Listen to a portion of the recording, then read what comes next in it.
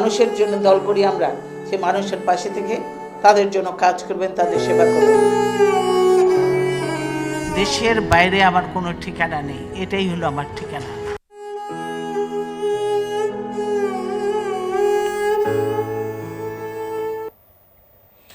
দেশের গণতন্ত্র প্রতিষ্ঠার ইতিহাস মানেই দীর্ঘ লড়াই, সংঘাত আর আপোষহীন অবস্থান। সেই ইতিহাসে খালেদা জিয়া একটি নাম নয়, একটি রাজনৈতিক অধ্যায়।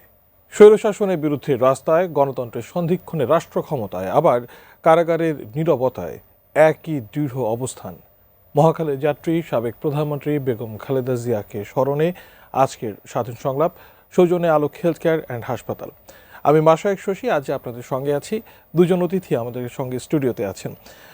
আমাদের সঙ্গে আজ স্টুডিওতে আছেন সৈয়দ মোয়াজ্জেম হোসেন আলাল, বিএনপি চেয়ারপারসনের উপদেষ্টা। একই সঙ্গে স্টুডিওতে আছেন অধ্যাপক ডক্টর সিদ্দিকুর রহমান খান, ডিন, কলা অনুষদ, ঢাকা বিশ্ববিদ্যালয়। আপনাদের দুজনকে আমন্ত্রণ জানাচ্ছি এবং কৃতজ্ঞতা জানবেন। আজকের স্বাধীন সংলাপের শিরোনাম রেখেছি চিরনিদ্রায় বেগম খালেদা জিয়া, ঠিকানা বাংলাদেশ। প্রথমে অধ্যাপক ডক্টর সিদ্দিকুর রহমান, আপনার কাছে আসতে চাই। সামরিক শাসনের পটভূমিতে রাজনীতিতে আসা একজন নারী খালেদা জিয়ার উত্থান, পরবর্তীতে দল পুনর্গঠন, একটা সংক্ষুব্ধ সময়ের মধ্য দিয়ে যেভাবে তিনি দলের হাল ধরেছেন, তৃণমূলের রাজনীতিতে বেগম খালেদা জিয়ার ভূমিকা কিভাবে আসলে বিএনপিকে একটা গণদলে রূপ দিল সেই সময়টাতে? ধন্যবাদ আপনাকে। আমার সাথে আরেকজন বিজ্ঞ আলোচক আছেন, যিনি দীর্ঘদিন বিএনপির রাজনীতির সাথে যুক্ত এবং বেগম খালেদা জিয়াকেও যিনি কাছে থেকে দেখেছেন, আলাল ভাই। তাকেও শুভেচ্ছা জানাচ্ছি। এবং আজকে ইংরেজি নববর্ষ, বাংলাদেশে আজকে আসলে কোনো উৎসবের আমেজ নেই, তারপরেও আমি দর্শকদেরকে ইংরেজি নববর্ষের শুভেচ্ছাও জানাচ্ছি। আপনি যেমনটা বলছিলেন যে বেগম খালেদা জিয়া বাংলাদেশের রাজনীতিতে একটা অপরিহার্য নাম, যিনি নিজের কীর্তি কর্ম দ্বারা ইতিহাসে স্থায়ী, অমর এবং অক্ষয় একটা স্থান তিনি নির্ধারণ করে গেছেন। রাজনীতিতে তার উত্থানটা অনেকটাই আকস্মিক, আপনারা জানেন। রাজনীতির সাথে যুক্ত হওয়াটাও তার অনেকটাই আকস্মিক। 1971 সালের মহান মুক্তিযুদ্ধের সময় তার স্বামী প্রয়াত শহীদ প্রেসিডেন্ট জিয়াউর রহমান, তিনি যখন উই রিভোল্ট বলে স্বাধীনতা ঘোষণা করেছিলেন, সেই সময়কার একটা পরিস্থিতিতে বেগম খালেদা জিয়া তার 2 শিশুপুত্রকে নিয়ে মুক্তিযুদ্ধের সময় তাকে কারাবরণ করতে হয়েছিল, এটা আমরা সকলেই জানি। তারপরে তার স্বামী, যিনি আমাদের সেনাপ্রধান ছিলেন এবং পরবর্তীতে যিনি বাংলাদেশের প্রেসিডেন্ট হিসাবে দায়িত্ব পালন করেছেন, সেই সময়টায় বেগম খালেদা জিয়া একেবারেই গৃহের 4 কোণের মধ্যেই নিজেকে আবদ্ধ করে রেখেছিলেন। রাষ্ট্রীয় আচার অনুষ্ঠানে যেখানে তার উপস্থিতিটা একেবারেই অপরিহার্য ছিল, সেইখানে ছাড়া তাকে আসলে এই দেশের মানুষ সেইভাবে দেখেনি। কিন্তু শহীদ প্রেসিডেন্ট জিয়াউর রহমানের মৃত্যুর পর জাতির এক ক্রান্তিকালে এবং বিএনপিরও রাজনীতির জন্য একটা চরম দুর্যোগকালে তিনি জনমানুষের আকাঙ্ক্ষার প্রতি শ্রদ্ধা রেখে এবং বিএনপির তৎকালীন নেতৃত্বের একটা অংশের প্রতি অনুরোধে তিনি রাজনীতিতে যুক্ত হয়েছিলেন। এবং রাজনীতিতে যুক্ত হয়ে তিনি স্বৈরাচার এরশাদের বিরুদ্ধে যে তার যে গণতন্ত্র প্রতিষ্ঠার যে আন্দোলন, সেই আন্দোলনেই আমরা দেখি যে আস্তে আস্তে তাকে গণমানুষের নেতৃত্বে পরিণত করা হয়েছিল। তিনি বিএনপির সাথে প্রথম যুক্ত হলেন, বিএনপির চেয়ারপারসনের দায়িত্ব পালন করলেন এবং তিনি এমন একটা দলকে নিয়ে আসলেন যে শহীদ রাষ্ট্রপতি জিয়াউর রহমান 1978 সালে তিনি রাজনৈতিক দলটি প্রতিষ্ঠা করলেন। এরপরে 3 বছরের বেশি কম সময় তিনি পেয়েছিলেন। সেই সময়ে দলটাকে একটা ভিত্তির উপর তৈরি করা, শক্ত ভিত্তির উপর তৈরি করার মতো যথেষ্ট সময় কিন্তু পাননি। ফলে আজকের যে বিএনপি, সেই বিএনপি মূলত বিকশিত হয়েছে বাংলাদেশের একটা বড় রাজনৈতিক দল হিসাবে বেগম খালেদা জিয়ার হাত ধরেই। এবং বেগম খালেদা জিয়া এই যে এরশাদের বিরুদ্ধে তার যে দীর্ঘ লড়াই, সেই লড়াইয়ে তিনি গণতন্ত্র পুনরুদ্ধারের জন্য এবং একই সাথে তার রাজনৈতিক দলটাকে সংগঠিত করার জন্য তিনি যে সংগ্রামটি করেছেন, এবং এই সংগ্রামটি ছিল তার আপোষহীন একটা লড়াই। এবং আমরা সকলেই জানি যে তিনি এই সেনা সমর্থিত সেনা স্বৈরাচার এরশাদের সাথে এক দিনের জন্য, এক মুহূর্তের জন্য তিনি কোনো রকমের আপোষকামিতায় যাননি। যেখানে আজকের আমাদের যে ক্ষমতাচ্যুত প্রধানমন্ত্রী, যিনি দিল্লিতে পলাতক অবস্থায় আছেন, তিনি কিন্তু 86 সালে সেখানে করেছিলেন, একটা আপোষ করেছিলেন, কিন্তু বেগম খালেদা জিয়ার যে এই গণতন্ত্র পুনরুদ্ধার করার জন্য তার যে আপোষহীন লড়াই এবং তার নেতৃত্বে 7 দলীয় জোটের তিনি নেতৃত্ব দিয়েছেন, শুধু বিএনপির না, 7 দলীয় জোটের নেতৃত্ব দিয়েছেন, সেই যে তার একটা অনমনীয় লড়াকো অবস্থান, সেটি এই 90-এর মানে গণ অভ্যুত্থানের আগেই এই দেশের মানুষের কাছে বেগম জিয়াকে একজন আপোষহীন নেত্রীর অভিধায় অভিষিক্ত করেছিল। এটা কোনো ব্যক্তিবিশেষ বা কারোর জন্য, এটা সামগ্রিকভাবে তার অর্জনের মধ্য দিয়ে তিনি কিন্তু এই অভিধায় অভিষিক্ত হয়েছিলেন। এবং এই যে জনগণ বা তৃণমূলের মানুষের সাথে তার সম্পর্ক তৈরি হয়েছিল, সেই সম্পর্কের ফল হিসাবে আমরা দেখি যে 91 সালে যে নির্বাচন হয়েছিল, আমরা অনেক জরিপ দেখেছি সেই সময়, সেই কোনো জরিপেই কিন্তু বিএনপির ক্ষমতায় আসার কোনো পূর্বাভাস আমরা দেখিনি। কিন্তু এই নির্বাচনে বেগম খালেদা জিয়ার যে অভাবনীয় বিজয়, তার নেতৃত্বে বিএনপির যে অভাবনীয় বিজয়, সেই বিজয়ের ফল হিসাবেই তিনি শুধুমাত্র বিএনপির নেতৃত্ব হলেন না, বাংলাদেশের প্রথম নারী প্রধানমন্ত্রী। অনেকটা কি বলা যায় যে মানে দল হিসেবে বিএনপির চেয়ে খালেদা জিয়ার ব্যক্তিগত যে ক্যারিশমা, সেটাই আসলে 91-এর এই নির্বাচনে বাংলাদেশের জনগণকে অনেকটা বাধ্য করেছে যে সকল রকমের মানে জরিপ বা সেগুলোর হিসাব নিকাশ উল্টে দিয়ে বেগম খালেদা জিয়াকেই ভরসার আশ্রয়স্থল হিসেবে গড়ে তুলতে। আমি বাধ্যবাধকতা নয়, এটা মানুষের একটা স্বতঃস্ফূর্ত ভালোবাসার একটা নিদর্শন। এবং একটা দল তো নেতৃত্বের গুণাবলীর উপরই অনেকটাই বিকশিত হয়। বেগম খালেদা জিয়া বিএনপিকে একটা ভঙ্গুর অবস্থা থেকে, আমরা জানি যে এরশাদ এই দলটিকে মানে নিশ্চিহ্ন করে দেওয়ার জন্য গত 1.5 দশকে, আমি এই বিষয়ে আসবো, শুধু এরশাদ নয়, মানে পরবর্তীতে রাজনৈতিক ঘটনা প্রবাহতেও বিভিন্ন ধরনের চড়াই উতরাইয়ের মধ্য দিয়ে দল হিসেবে বিএনপিকে যেতে হয়েছে, বেগম খালেদা জিয়াকেও যেতে হয়েছে। নিশ্চয়ই আপনার কাছে সেই ইতিহাস শুনবো, কিভাবে সেই পথটি পাড়ি দেওয়া হলো। সৈয়দ মোয়াজ্জেম হোসেন আলাল, আপনার কাছে আসতে চাই, ঠিক যেই সময়টাতে বেগম খালেদা জিয়ার রাজনীতিতে আবির্ভাব, তখন বলা হচ্ছিল যে রাজনীতিতে তিনি অনভিজ্ঞ, কিন্তু আমরা দেখলাম খুব দ্রুততম সময়ের মধ্যেই তিনি একটি গণ আন্দোলনের একটা মুখ হয়ে উঠলেন। মানে আপনি তো দীর্ঘদিন বেগম খালেদা জিয়ার পাশে রাজনীতি করেছেন, ঠিক কিভাবে আপনি মূল্যায়ন করবেন? আপনাকে ধন্যবাদ। সম্মানিত আলোচক যিনি এখানে আছেন, অধ্যাপক সিদ্দিক সাহেব, এবং দর্শক শ্রোতা যারা, সবাইকে আমার পক্ষ থেকে শোক বার্তা এবং শুভেচ্ছা একই সঙ্গে।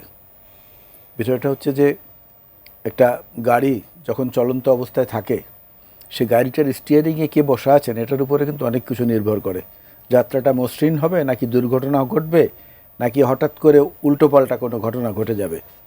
সেই দিক থেকে আমি মনে করি যে যেটা স্যার বলেছেন তার সঙ্গে আরেকটু যুক্ত করার বিষয় যেটা, সেটা হচ্ছে যে ওই যে একটা দেশাত্মবোধক গান আছে, আমরা খুব উৎসাহ পেয়েছি, এটা মুক্তিযুদ্ধ চলাকালীন সময় বারবার বাজানো হতো, তীরহারা এই ঢেউয়ের সাগর পাড়ি দেব রে, আমরা কজন নতুন মাঝি, ইত্যাদি আর কি। সেই তীরহারা একটা ঢেউয়ের সাগর পাড়ি দিয়েছেন, কিন্তু একক যোগ্যতায়। দল তখন অনেক পেছনে ছিল, কারণ দল থেকে বড় বড় জ্যোতিষ্ক তারকারা খসে পড়েছিলেন। আপনি যে সময়টার কথা বললেন, সামরিক স্বৈরশাসক এরশাদের আমলটায়, তখন উনি কিন্তু একদম গৃহবধূ থেকে সরাসরি রাজপথ। এবং কোন গৃহবধূ? সেনাপ্রধানের স্ত্রী, বাংলাদেশের রাষ্ট্রপতির স্ত্রী, ফার্স্ট লেডি ব্র্যাকেটে বলতে গেলে। সেইখান থেকে সরাসরি রাজপথ, রাজপথে মিছিল, লাঠিচার্জ, টিয়ার গ্যাস, অনশন, ঘেরাও, অত্যাচার, গ্রেফতার, সব কিছু।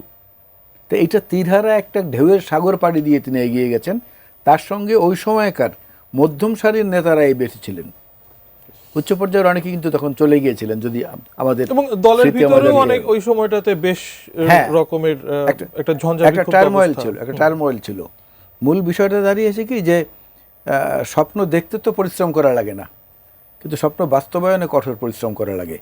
এটা একটা অপ্রত্যাশিত ছিল। বেগম খালেদা জিয়ার মতো এরকম নামও পুতুল, আর ঠিক পুতুলের মতোই তার শৈশব, কৈশোর এবং যৌবনে বেড়ে ওঠা, একটা সুখী জীবন, পিতৃকুলের দিক থেকেও, শ্বশুরকুলের দিক থেকেও, এবং স্বামীর দিক থেকেও। সেই জায়গা থেকে এরকম একটা ঝঞ্ঝা বিক্ষুব্ধ অবস্থার মধ্যে তিনি যে এলেন একজন মানে কি বলে ইতিহাসের রাজকন্যা হিসাবে, সেই জায়গাটায় কিন্তু সফল হয়েছেন। এবং শেষ দিন পর্যন্ত তার সে মনস্কামনা আল্লাহ রাব্বুল আলামিনও পূরণ করেছেন, যে দেশের বাইরে আমার কোনো ঠিকানা নাই, এই মাটিই আমার একমাত্র ঠিকানা, আমার ঠিকানা একমাত্র এই মাটি। যদি তাই না হয়, সেটার প্রমাণও আমরা পেয়েছি উনি চলে যাবার পরে। যেমন আপনার কাতারের আমিরের এয়ার অ্যাম্বুলেন্স আসবে, বেগম খালেদা জিয়া বিদেশে যাবেন, চিকিৎসা করাবেন, হলো না, শারীরিক অবস্থা ওনাকে পারমিট করলো না। এরপরে কি জার্মানি থেকে এয়ার অ্যাম্বুলেন্স হায়ার করা হলো, সেটা আসবে।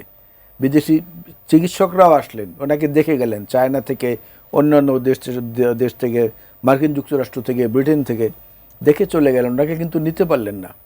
অর্থাৎ উনি যে কথাটা বারবার বলেছেন যে দেশের বাইরে আমার কোনো ঠিকানা নেই, আল্লাহ সেটা কবুল করেছেন। এ দেশেই ওনার চিকিৎসা হয়েছে, এই দেশেই ওনার শেষ ঠিকানাটাও হয়েছে।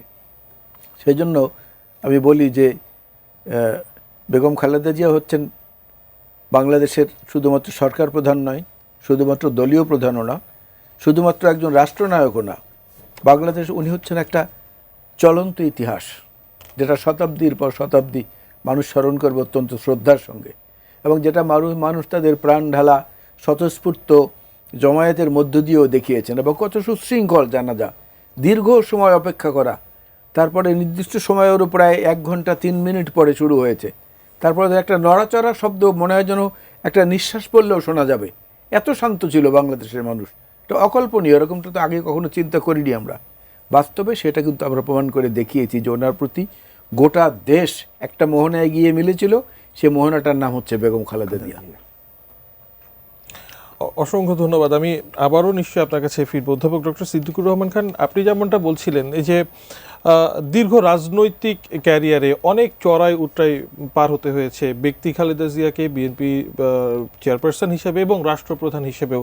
ঠিক এই প্রেক্ষাপটে জানতে চাই, বিশেষ করে 1/11 সময়কার তার যে কারাবরণ, তার পরবর্তীতে আওয়ামী লীগের শাসনামলের যেই ধরনের রাজনৈতিক চাপ, এর মুখেও যেই আপোষহীন থাকার তিনি যে সিদ্ধান্তটা নিয়েছেন এবং শেষ পর্যন্ত ছিলেন, ইতিহাস কিভাবে মূল্যায়ন করবে?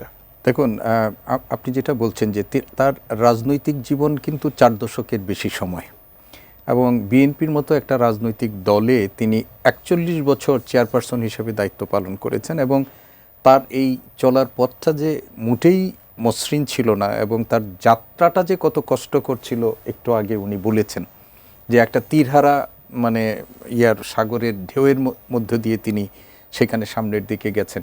এবং এই আমৃত্যু এই লড়াইটা তার জীবনে কিন্তু ছিল। 36 বছর বয়সে তিনি বিধবা হয়েছেন, এবং সেইখানে দুই সন্তান, এই সন্তানদের নিয়ে দেশের মানুষের জন্য রাজনীতি, তার পরিবার থেকে বিচ্ছিন্নতা, এবং 91-এর নির্বাচনে এই দেশের মানুষ তাকে রাষ্ট্র ক্ষমতায় অধিষ্ঠিত করেছিল, এবং বিরল সম্মান যে প্রথম নারী প্রধানমন্ত্রী। কিন্তু তার রাজনৈতিক প্রতিপক্ষ যিনি ছিলেন এবং যিনি মনে করেছিলেন যে তিনি সরকার গঠন করবেন, সেই শেখ হাসিনা কিন্তু সরকার গঠনের পরপরই বলেছিলেন যে একদিনের জন্য শান্তিতে থাকতে দিবেন না, কিন্তু শান্তিতে আসলেও থাকতে দেন নাই, এবং পুরো 5 বছরের শাসনামলে নানাভাবে এই সরকারকে অকার্যকর করার জন্য প্রচেষ্টা হয়েছে, আমরা সকলেই জানি এগুলো। তারপরেও কিন্তু রাষ্ট্রনায়ক হিসাবে তিনি আমাদের সংসদীয় গণতন্ত্র উপহার দিয়েছেন, অন্য অনেক কিছু তিনি করেছেন। আমাদের যে বাংলাদেশের গণতান্ত্রিক ব্যবস্থা, যেটা মানুষের একটা লক্ষ্য, সেটাকে একটা টেকসই রূপ দেওয়ার জন্য সাংবিধানিক প্রক্রিয়ায় তত্ত্বাবধায়ক সরকার ব্যবস্থাকে তিনি যুক্ত করেছিলেন ত্রয়োদশ সংশোধনীর মাধ্যমে। 2001 থেকে 6 সাল পর্যন্ত জনগণ আরও বিপুলভাবে তাকে রাষ্ট্র ক্ষমতায় অধিষ্ঠিত করেছিল। 6 সালের পর রাষ্ট্র ক্ষমতা হস্তান্তরের পর তার জীবনের একটা বিভীষিকাময় অধ্যায় কিন্তু শুরু হয়। আপনি বিশেষ করে সেনা সমর্থিত তত্ত্বাবধায়ক সরকারের আমলে বিরাজনীতিকরণের যে মানে অশুভ চক্রটার তৎপর হয়েছিল, সেটার এই জিঘাংসার শিকার হয়েছেন জিয়া পরিবার।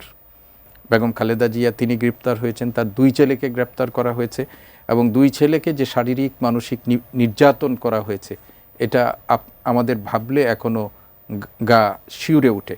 এবং তাকে দেশের রাজনীতি থেকে বিযুক্ত করার জন্য এই যে আমরা বিখ্যাত কথাটা আমরা বললাম যে এই দেশ আমার ঠিকানা, যে কিভাবে প্রেশারাইজ করা হয়েছিল বিদেশে চলে যাওয়ার জন্য, ছেলেদের জীবন রক্ষা করার জন্য।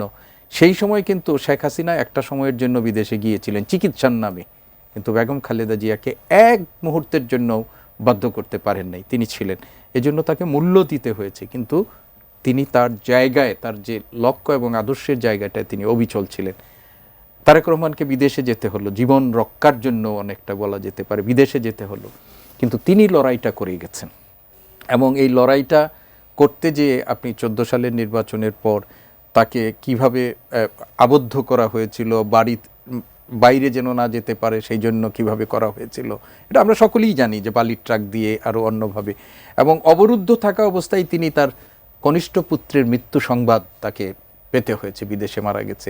তো একজন নারীর জন্য, যিনি 36 বছরে এই সন্তানদের অবলম্বন করে তার জীবন শুরু করেছিলেন, সেই রকম সন্তানদের মধ্যে একজন মৃত্যুবরণ করলেন, আরেকজন বিদেশে থেকেছেন, কিন্তু কি দৃঢ় মনোবল নিয়ে তিনি পরিস্থিতি মোকাবেলা করেছেন। তাতেও তাকে যখন বসে আনা যায়নি, তখন আমরা সকলেই জানি 2018 সালে তার বিরুদ্ধে যে মিথ্যা মামলাটি করা হলো এবং তাকে যেভাবে কারাগারের নির্জন প্রকোষ্ঠে তাকে আবদ্ধ করে শেখ হাসিনা তার জিজ্ঞাসার ইয়ে করলেন। এর আগে তার স্বামীর স্মৃতি বিজড়িত বাড়ি থেকে উচ্ছেদ করা হলো। এবং দেখেন, উনাকে রাজনৈতিকভাবে প্রতিপক্ষ হিসাবে ঘায়েল করার জন্য শেখ হাসিনা হেন পন্থা তো নেই যেটি অবলম্বন করেননি। আমরা 2020 সালে তিনি করোনাকালীন সময়ে তাকে কারাগার থেকে তার নিজ গৃহে থাকার অনুমতি দেওয়া হলো। তার দল এবং পরিবারের পক্ষ থেকে উন্নত চিকিৎসার জন্য যখন তার আবেদন করা হলো, বলা হলো রাষ্ট্রপতির কাছে ক্ষমা ভিক্ষা করে না যাওয়া ছাড়া আর কোনো উপায় নেই। সেই সময়ে তিনি তার মানসিক দৃঢ়তার পরিচয় দিয়েছেন।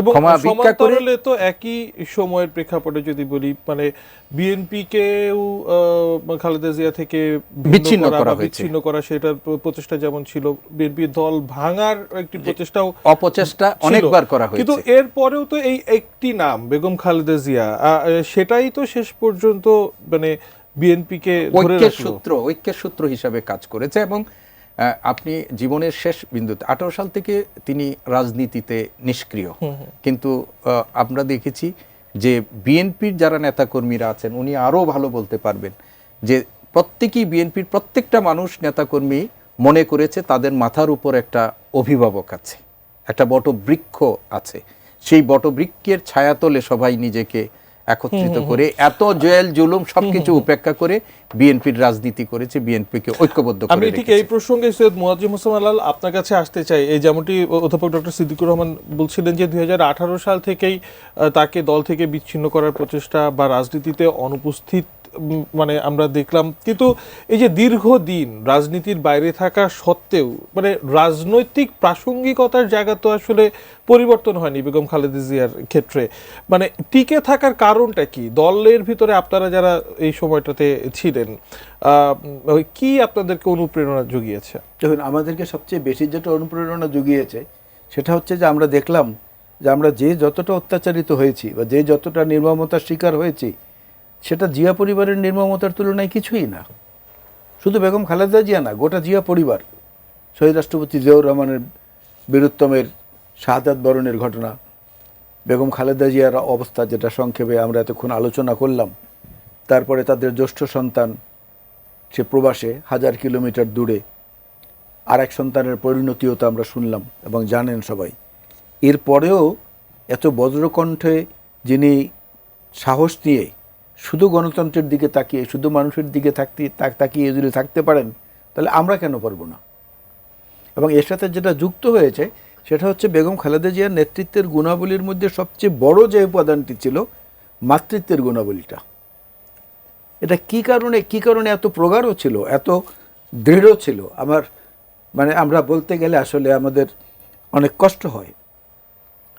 প্রতিটা বিষয়ে আমার ছেলের একটা দুর্ঘটনা ঘটেছিল, আমার ছেলের একদিন পর পর ফোন করে জানতেন, আলাল কী অবস্থা, কিছু লাগবে, আমি কিছু টাকা পাঠাবো, আমি এটা করব ওটা করব, অমুক ডাক্তারকে আমি বলেছি, অমুক ডাক্তারকে বলেছি, আমি নামাজের পরেও দোয়া করছি, তুমি একটু চিন্তা করবো না, তুমি মন খারাপ করবো না।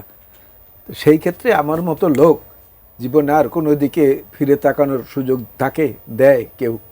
কারণ আমার নিজের মাকেও হারিয়েছি। 11-এর সময় দেশনেত্রী বেগম খালেদা জিয়া জেলখানায়, আমিও জেলখানায় বসে আমার মৃত্যু সংবাদ আমি পেয়েছি, উনিও পেয়েছেন, ওনার মায়ের মৃত্যু সংবাদ। 2008-এর নির্বাচনের আগে আমাকে বললেন যে না, তোমাকে নির্বাচন করতে হবে। আমি বললাম যে আমি নির্বাচন করব না, আমি বিধ্বস্ত মানসিকভাবে, শারীরিকভাবে, আর্থিকভাবে। বললো তোমার মা মারা গেছে। আলাল আমারও তো মা মারা গেছে, তা আমি যদি নির্বাচন করতে পারি তুমি কেন করবে না? এই একটা কথায় তো আমার সমস্ত পরিকল্পনা ওলটপালট হয়ে গেছে। এই যে ওনার আচরণ এবং খুব খুব অল্পতে নিজের কাছে টেনে নেওয়া নিজেকে, এই গুণটা ছিল একটা অনন্য গুণ। আপনি শুরুতে যে কথাটা বলেছিলেন প্রারম্ভিক পর্বে, যে অনেকেই এটা ধারণা করেননি এমনটা হবে। আমাদের মধ্যে তো ওই যে জুলাই যোদ্ধাদের ব্যাপারেও একটা ধারণা ছিল যে এরা ফেসবুকের মধ্যেই থাকে, এরা ওইটার মধ্যেই সব কিছু খোঁজে, কাল্পনিক, এদেরকে দিয়ে কিছু হবে না, এরা বই ছাড়া কিছু বোঝে না, ফোন ছাড়া কিছু বোঝে না, টেকনোলজি ছাড়া কিছু বোঝে না। তারা তো দেখিয়ে দিয়েছে।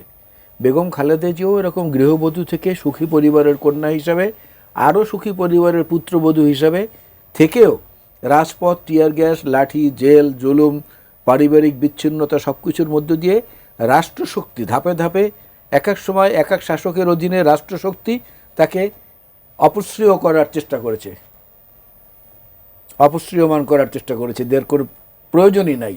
যত চেষ্টা করেছে অত তার অবস্থান দৃঢ় হয়েছে, সেটা মানুষের ভালোবাসার কারণে এবং ওনার কিছু নিজস্ব গুণাবলীর কারণে। এবং মানে নিশ্চিতভাবেই বলা যায় যে শারীরিক প্রস্থান ঘটলেও অন্তত খালেদা জিয়ার দেখানো যে পথ, সেটা সামনের দিনগুলোতেও আরও আমাদের সকলকে অনুপ্রাণিত করবে। অধ্যাপক ডক্টর সিদ্দিকুর রহমান খান, আপনার কাছে ভারতের সঙ্গে সম্পর্কের ক্ষেত্রে বেগম খালেদা জিয়ার নীতি, সেটা কি ভারসাম্যপূর্ণ জাতীয়তাবাদ ছিল? আর বিএনপির আমলে বিশেষ করে বাংলাদেশের সার্বভৌমত্ব, কূটনৈতিক আত্মমর্যাদার রক্ষার ক্ষেত্রে ঠিক মানে কোন বিষয়গুলো এখন আপনি যখন পিছনে ফিরে দেখান আপনার কাছে প্রবিধানযোগ্য মনে হয়? ভারতের সাথে বেগম খালেদা জিয়ার ভারসাম্যপূর্ণ নীতি ছিল, ও এটা বলার আগে আমাদের জানা দরকার বেগম খালেদা জিয়া তার পররাষ্ট্রনীতির ক্ষেত্রে যে মৌলনীতি অনুসরণ করেছিলেন সেটা হলো বাংলাদেশের স্বাধীনতা, সার্বভৌমত্ব, তারপরে বাংলাদেশের আপনার ওই অর্থনৈতিক যে স্বার্থ, সবচেয়ে মিলিয়ে আমরা যদি সবার আগে বাংলাদেশের স্বার্থ, এবং এই মৌল কূটনীতির উপর ভিত্তির উপরেই দাঁড় করিয়ে তিনি তার পররাষ্ট্র নীতি নির্ধারণ করেছিলেন। এবং তিনি স্পষ্টতই তার পররাষ্ট্র নীতির ক্ষেত্রে বলেছেন যে বিদেশে আমাদের বন্ধু আছে, কোনো প্রভু নেই। বিদেশে আমাদের বন্ধু আছে, কোনো প্রভু নেই। তিনি বিদেশে রাষ্ট্রগুলোর সাথে, সেটা ভারত হোক বা অন্য কারোর সাথেই হোক, একটা বন্ধুত্বপূর্ণ সম্পর্ক তিনি বজায় রাখার নীতিতে বিশ্বাস ছিলেন। কিন্তু কেউ বাংলাদেশের উপর প্রভুত্ব বিস্তার করবে, আধিপত্যবাদ বিস্তার করবে, সেইটা তিনি গ্রহণ করেননি।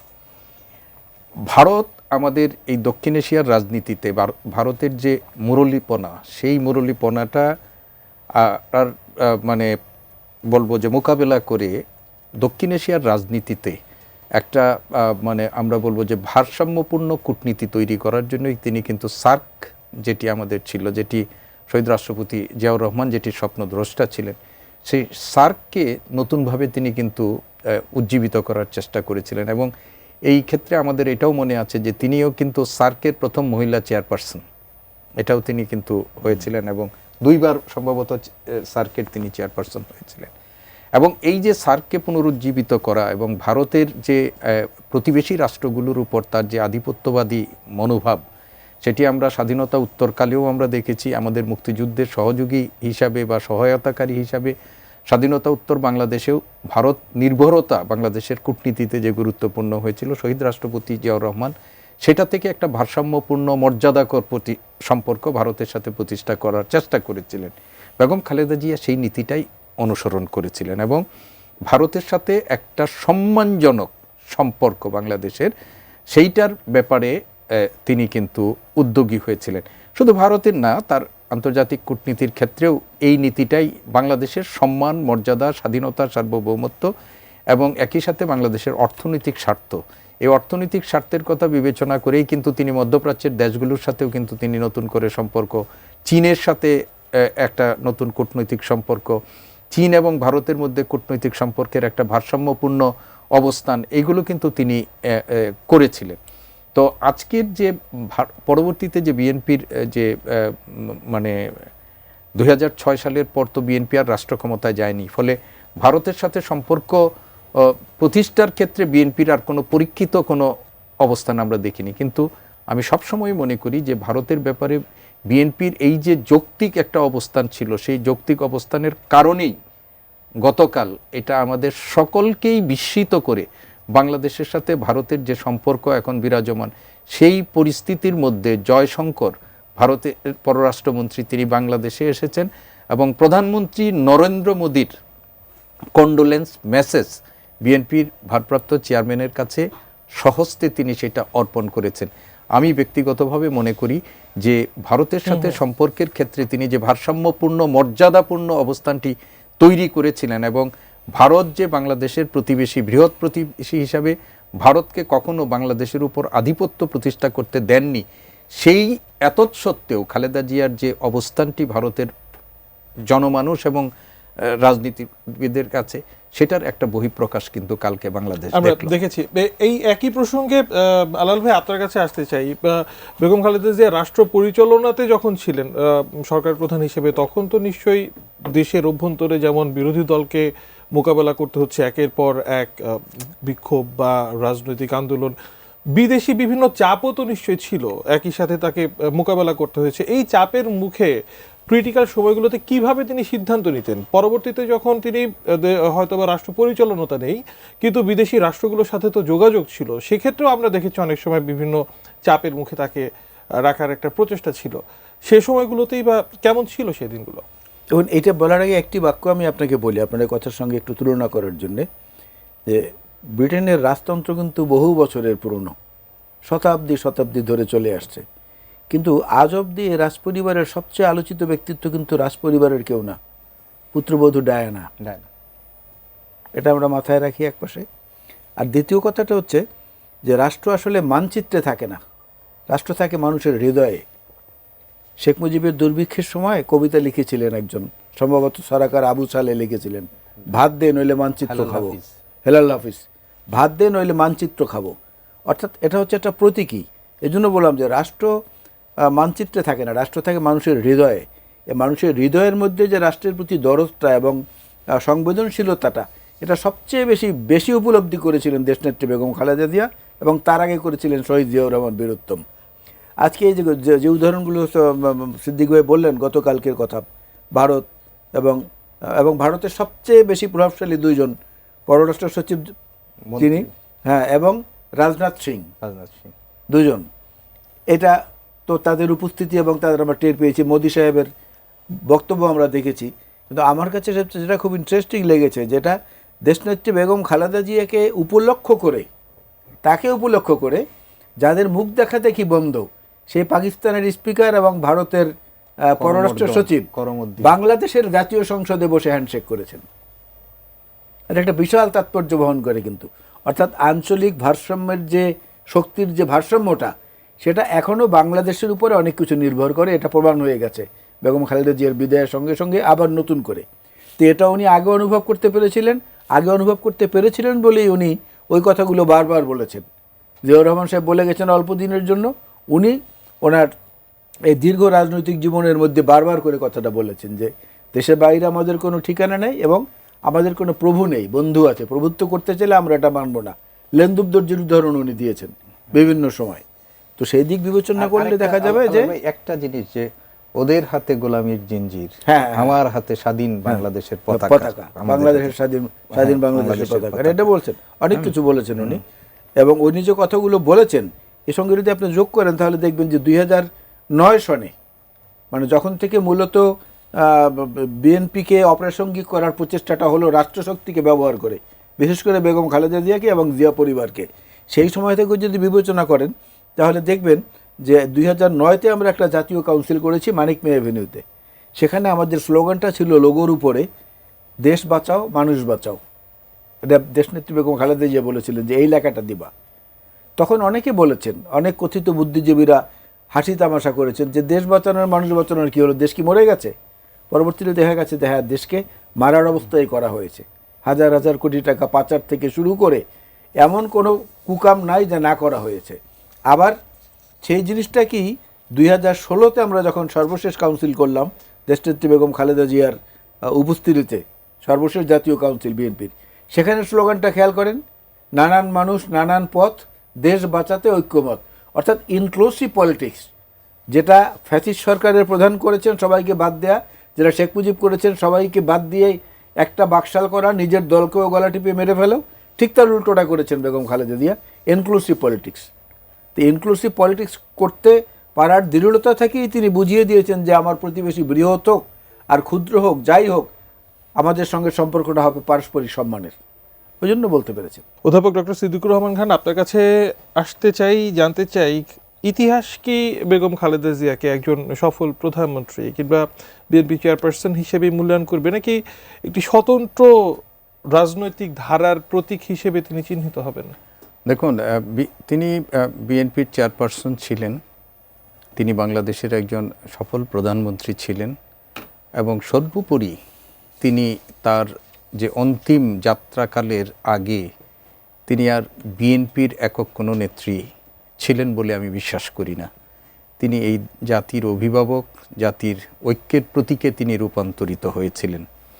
এবং তার শেষ যাত্রার আগে হসপিটালে যখন তিনি ভর্তি হলেন, সেই ভর্তি হয়ে যখন সংকটাপন্ন অবস্থায় ছিলেন, তখনই তিনি যে আর বিএনপির নেত্রী নন, তিনি যে জাতির মানে অভিভাবকত্বের জায়গায় নিজেকে প্রতিষ্ঠা করে ফেলেছেন, সেটার আমরা প্রমাণ দেখেছি। দল, মত, ধর্ম, বর্ণ নির্বিশেষে তার ফিরে আসার জন্য মানুষের পরম স্রষ্টার কাছে যে আকুতি, তার যে প্রার্থনা, সেটার মধ্য দিয়ে আমি ব্যক্তিগতভাবে ইতিহাসের একজন মানে শিক্ষক বলেন, ইতিহাসের একজন ছাত্র হিসাবে এটা আমি মনে করি যে ইতিহাস বেগম খালেদা জিয়াকে মানে শুধু বিএনপির চেয়ারপারসন হিসাবে মানে কি বলবে না, মূল্যায়ন করবে না। ইতিহাস তাকে বাংলাদেশের প্রধানমন্ত্রী হিসাবেও মূল্যায়ন করবে না। ইতিহাস বাংলাদেশে এই বেগম খালেদা জিয়াকে আমাদের জাতীয় ঐক্যের প্রতীক, আমাদের জাতির অভিভাবক এবং আমাদের স্বাধীনতা, সার্বভৌমত্বের প্রতীক এবং গণতন্ত্রের এক লড়াকু সৈনিক হিসাবে মূল্যায়ন, মানে খণ্ডিত খালেদা জিয়াকে মূল্যায়ন করবে না, একটা সামগ্রিক চরিত্র হিসাবে ইতিহাসের তিনি বিবেচিত হবেন। অসংখ্য ধন্যবাদ। সৈয়দ মোয়াজ্জেম হোসেন আলাল, একেবারেই শেষ প্রশ্ন আপনার কাছে আসতে চাই। বেগম খালেদা জিয়া আমাদেরকে যে পথ দেখালেন, বিএনপি কি সেই পথে হাঁটতে পারবে? কতটা সহজ হবে সেই যাত্রা? না, যাত্রাটা সহজ হবে না। তবে বেগম খালেদা জিয়া যে প্রশস্ত পথটা আমাদের জন্য ডেকে গেছেন, সেখানে তার পায়ের চিহ্ন ধরে যদি আমরা এগিয়ে যেতে পারি, তাহলে আমার মনে হয় সেই সকল বিপদসংকুল পরিস্থিতিগুলো আমরা উতরে যেতে পারবো। কারণ আপনারাই দেখাচ্ছেন ইন্টারলিঙ্ক দুটো জিনিস, খুব ভালো লেগেছে আমার। দেশনেত্রী বেগম খালেদা জিয়া বলছেন, আমরা মানুষের জন্য রাজনীতি করি, সুতরাং মানুষের পাশে থাকবেন, তাদের জন্য কাজ করবেন। আর তারেক রহমান সাহেব কিন্তু এই বেশ কিছুদিন ধরে প্রবাসে থেকেও এবং দেশে এসেও বলে যাচ্ছেন, মানুষের সঙ্গে থাকুন, মানুষকে সঙ্গে রাখুন। এবং দুজনেই, একজন বলেছেন যে দেশের বাইরে আমাদের বন্ধু আছে, কোনো প্রভু নেই, আমরা আত্মমর্যাদাশীল জাতি হিসেবে থাকবো, বাঁচতে চাই। আর একজন বলেছেন, আমার আগে আমরা, সবার আগে দেশ, দিল্লি নয়, পিন্ডি নয় কোনো অন্য দেশ, সবার আগে বাংলাদেশ। সুতরাং সেতুটা কিন্তু নির্মিত হয়ে গেছে। এখন এই সেতুটাকে মজবুত করার জন্য যে পরিশ্রমটা দরকার, সেটা যদি আমরা করতে পারি, তাহলে বাংলাদেশ ইনশাল্লাহ কাঙ্ক্ষিত গণতান্ত্রিক লক্ষ্যে পৌঁছবে, সাধারণ মানুষের প্রত্যাশা পূরণ করে। অসংখ্য ধন্যবাদ সৈয়দ মোয়াজ্জেম হোসেন আলাল আপনাকে। ধন্যবাদ অধ্যাপক ডক্টর সিদ্দিকুর রহমান খান আপনাকেও আজকে আমাদেরকে সময় দেওয়ার জন্য। ধন্যবাদ দর্শক আপনাদেরকেও। আজকের মতো বিদায় নিচ্ছি। আগামী সপ্তাহে আবারও এই পর্দায় দেখা হবে। ATN নিউজের সঙ্গে থাকুন।